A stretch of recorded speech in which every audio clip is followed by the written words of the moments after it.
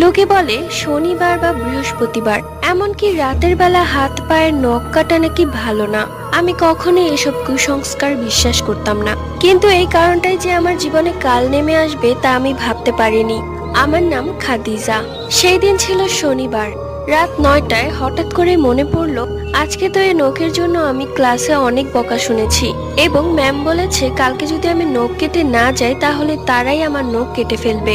এটা মনে পড়তেই নেইল কাটার নিয়ে আমি বারান্দায় বসে পড়লাম আমার হাতের নখগুলো কাটার জন্য। আমি 1 মাসে আমার হাতের নখগুলো অনেক বড় করেছি, তাই কাটতে আমার অনেক মায়া হচ্ছিল।